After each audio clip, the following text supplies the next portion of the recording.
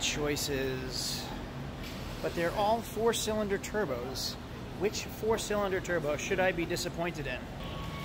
Well, red is flashy, so I guess I'll go with this one. 2020 Ford Mustang convertible 4-cylinder turbo EcoBoost. Not too happy that I have to go with the 4-cylinder turbo. No GTs available. Hey everyone in the YouTube world, it's Craig from Flying Wheels. Welcome to my Flying Wheels YouTube channel. I am in Orlando, Florida for a couple days, and I am absolutely excited to be here. Well, I wanted to rent something fun, but I'm going to be in meetings for most of the week, so I didn't want to drop a ton of money on a new Stingray or something real fancy. So I just upgraded my Kia Spectra to a Ford Mustang convertible. But what they didn't have was a GT. They didn't have a GT Mustang. They didn't have an SS Camaro. They didn't have a V8 Challenger. So I am in a EcoBoost 4-cylinder 2020 Ford Mustang, which is actually kind of more peppy than I was expecting it to be. I mean, I'm not impressed, but I'm surprised. So what I want to know is, can this car do a burnout? Can this car do a donut? It's an automatic with paddle shifters. I'm going to put it to the test today. I want to see if this thing can do a burnout. If so, for how long? And can it do some donuts? So let's go figure it out. I'm going to find a closed course that I can go do this on. Well, I have to let you in on some information that just came to my attention. So this EcoBoost 4-cylinder turbo Mustang puts out 310 horsepower compared to like the Ford Mustang GTs of like 2005, the 4.6 liter, put out 260 horsepower. So I guess although I'm not hearing the rumble from the V8, it puts out a hell of a lot more power than the 4.6s did and the older 5 liters. And let's talk about the Turks. It has 350 foot-pounds of torque compared to the old 4.6s that had 302. Ready? Oh, all right. So right from a start, I mean, you have to wait for the turbo to spool up. You can hear it whistle. I mean, I feel like I'm sitting in a Mustang, but I'm driving a Ford Focus. Not crazily impressed yet. So I'm driving, and I have plenty of pep to get on and off the highway or in and out of cars, and I'm still getting 24.6 miles to the gallon and having fun with the traction control off. And it is fun hearing the turbo spool up in the garage.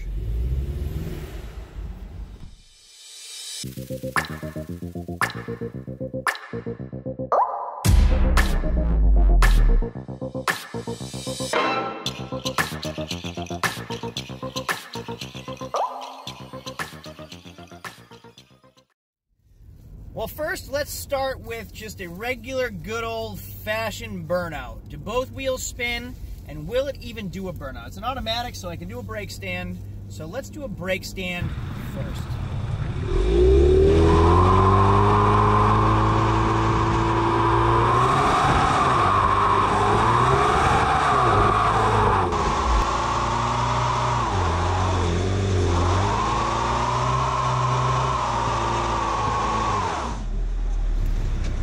So far, so good. I am impressed. That was a heck of a brake stand. It was not difficult. I did try to shift into second gear with the paddle shifters, and that was not so successful. So, standing, burnout, brake stand, works. Test number 3, a rolling burnout. Now, it's easy because it's an automatic, so I have a brake, I have a gas pedal. All I have to do is hold the gas pedal halfway, slam the gas, and then roll down the road. But how long will it hold for? Will it shift? Should I keep it into first? Will it keep going? I mean, can I lay a nice strip? I don't know. Can this car lay a nice strip? I don't know. Let's find out.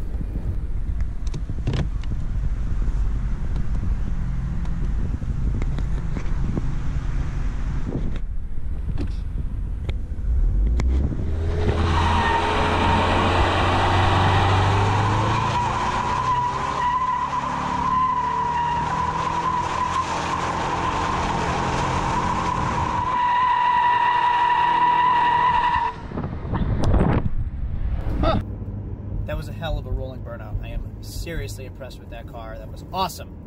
So far, so good. I like it. Next is everybody's favorite, a good old-fashioned donut. Can I do some donuts? Is the thing gonna... Can I do some donuts? Is the thing just gonna whip around and lose control? Is the rear end gonna chatter? Or is it gonna maintain a solid 360-degree donut? Now, I used to drift cars regularly, so I can do a decent donut. I can do a decent circular burnout. I don't know if this Mustang can, though. Can it keep up with my skills?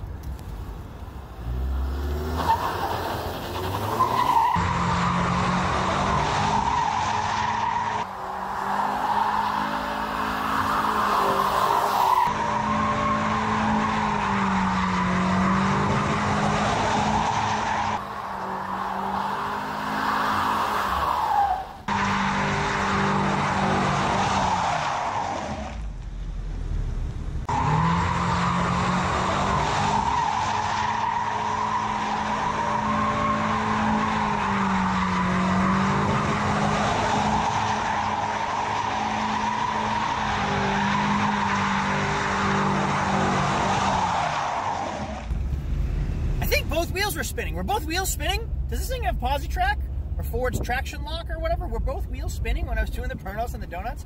That is not a typical 6-cylinder / 4-cylinder Mustang thing that I used to remember. The 4-cylinder Fox body Mustang was the lamest of all Mustangs, especially if you got it in a Dog-O-Matic. I'm doing it again. I'm driving a 4-cylinder Mustang in an automatic, and I can't call it a 4-banger because the thing rips. And it is not a Dog-O-Matic by any means. It shifts well. The paddle shifters actually make it pretty fun. This is 100% opposite of what you remember a 4-banger Mustang with a Dog-O-Matic used to be. Way to go, Ford.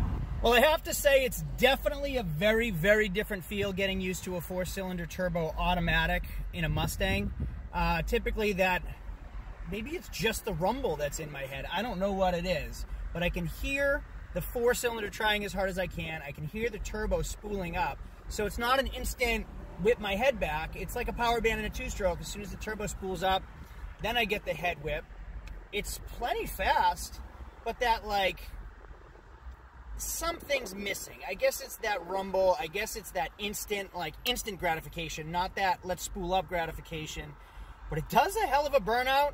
It does a hell of a donut in an automatic 4-cylinder turbo. I remember trying to do it in the 6-cylinders back in, like, when I was in high school, in, like, the SN95 versions of the 3.8-liter 6-cylinders and even the 4.6s.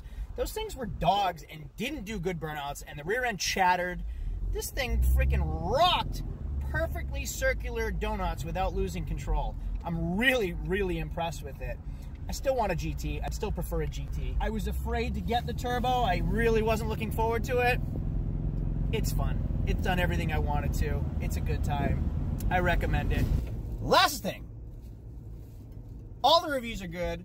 I love this car. I'm really, really impressed with the 4-cylinder turbo Ford Mustang. Came home, told my wife about it, gave her my review, shared my opinion. Her final question was, yeah, but would you buy one?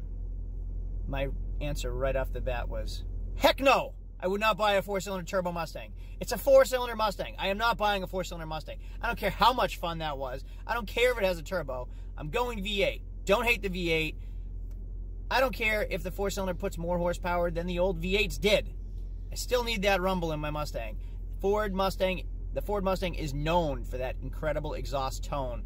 I'm not listening to a high-revving, turbo-wisping, whippy 4-cylinder revving out. I want to hear my roaring V8 from 500 yards away down the road when someone's hammering on the gas. That is a Ford Mustang to me. So no, I would not buy it. Although it was a lot of fun. If this video was at all entertaining, do me a favor, hit the thumbs up button so other people get to see it. If you liked it and you want to see more of these videos, make sure to hit the subscribe button, like right here or right here. Otherwise, I'll see you in the next video. Adios, everybody.